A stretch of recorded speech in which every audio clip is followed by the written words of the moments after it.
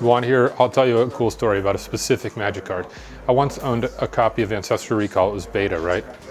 And one day I just couldn't find it. And I thought it had gotten stolen or been lost or something.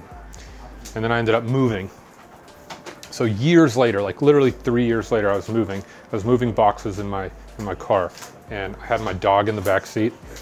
And so the dog got into one of the boxes and she broke a picture frame. And so I stopped because I didn't want her to cut herself. So I stopped, and so I put her in the front seat, and like who I was with, he went in the back. And then like I picked up the picture frame to clean it up, and the picture came out, and behind the picture I had hidden the Ancestral Recall for safekeeping. So the dog found it in there. I gave her a bunch of treats, and I told her thank you for finding my Ancestral Recall. Well, this is actually last weekend at the Grand Prix. One of my favorite cards is Emrakul, the Promised End. I mean, my best finish in a Pro Tour was with it. I also just love it because it's just fun, complex, interesting. It's a puzzle every time you play it, trying to do the most busted stuff you can with it. A fan came up to me at the Grand Prix and he asked me to sign Emrakul, the Promised End.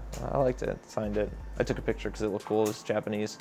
And then later I heard a story about how he had me sign Emrakul, and he went up to Huey and he had him sign Ulamog, and then he went up to Reed and he goes, "I'm sorry," and he handed him Kozilek, that one, because it's just so much worse and nobody ever plays. He goes, "I'm sorry."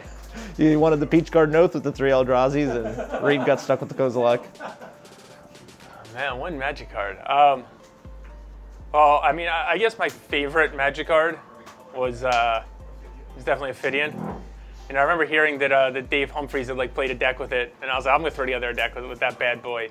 And it was just so nice, right? I mean, people didn't even realize like, oh, I should block this instead of the 2/2. You know, and then it came up to nationals, and screw it, I'll just throw this deck together. You know, I've been playing with it, but it was one of those fun decks I'd played. In fact, you know, one of the people here, Chris, you know, we once played a mirror match about 50 times, and I won 33-13, so I guess it was 46. So Ophidian definitely has a place in my heart, and then I ended up making a national team with it. So. Okay, well, this is about a fairly obscure Magic card. It's called Zephyr Falcon.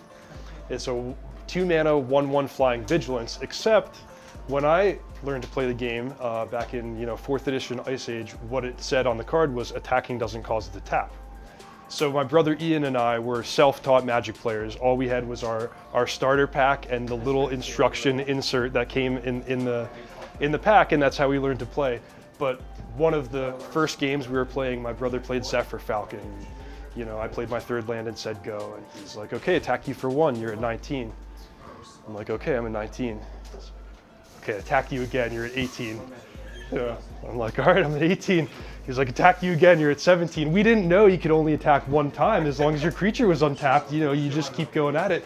So we played a few games like that. We're like, you know what? This card's just not very fun. Let's not play with it anymore. So, you know, that was the end of Zephyr Falcon until we actually learned the proper way to play with it.